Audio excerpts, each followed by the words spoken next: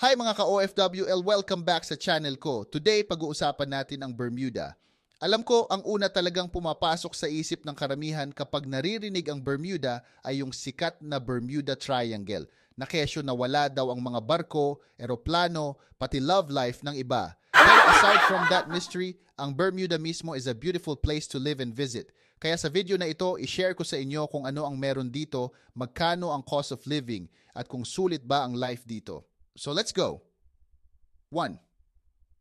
About Bermuda. So quick facts muna, ang Bermuda ay isang British overseas territory na nasa North Atlantic Ocean. Maliit lang siya, parang maliit na dot sa mapa, pero grabe ang ganda. Capital city is Hamilton.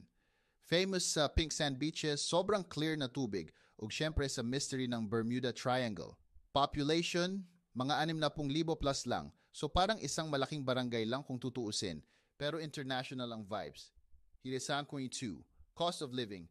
Okay, real talk tayo guys. Mahal talaga ang cost of living dito. Hindi siya budget friendly, pero worth it if kaya ng bulsa. Bakit mahal?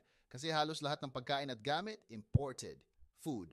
1 kilo rice, $2.50 to $4. 1 kilo chicken, $9 to $12. Parang buffet na presyo, pero raw chicken pa lang. Meal sa restaurant, $25 to $40 per person.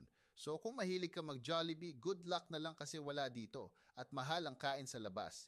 Rent, 1 bedroom sa city, $2,000 to $3,000 per month. Kung medyo layo sa city, $1,500 hanggang $2,200 dolyar. Parang dito, mas mahal pa kaysa New York minsan. Transportation, walang Uber or Grab dito, so ang gamit is bus, ferry or scooter. Gasoline, $2 per liter. Kaya yung scooter dito parang luxury item na. So overall, mahal ang pamumuhay. Pero kung love mo ang beach life at tropical vibes, baka sulit pa rin at menu 3. What's in Bermuda? Attractions and lifestyle. Pero syempre, hindi lang puro gastos ang Bermuda. Ang kagandahan dito is sobrang ganda ng lugar at relaxed ang lifestyle. Beaches, Horseshoe Bay o Elbow Beach. Instagrammable kaayo, parang wallpaper ang tanawin. Culture, mix of British and Caribbean vibes. Kaya kung mahilig ka sa music, festivals, o laid-back lifestyle, bagay sa'yo.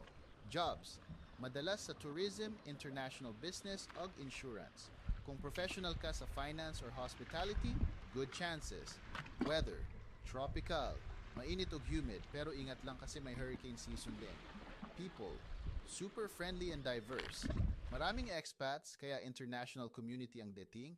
So imagine mo, work in the morning, beach in the afternoon. Not bad, di ba? So ayun guys, that's Bermuda for you. Isang maliit pero beautiful island na may mataas na cost of living pero napakaganda ng environment at lifestyle. Question ko sa inyo, kung ikaw, kaya mo bang tumira dito sa Bermuda kahit medyo mahal ang gastos, basta may beach life araw-araw? Comment down below ang sagot ninyo. And don't forget to like this video, share, and of course, subscribe sa channel para updated kayo sa next videos ko about life abroad and cost of living in different countries. Kita-kits ulit sa susunod. Bye mga ka-OFW!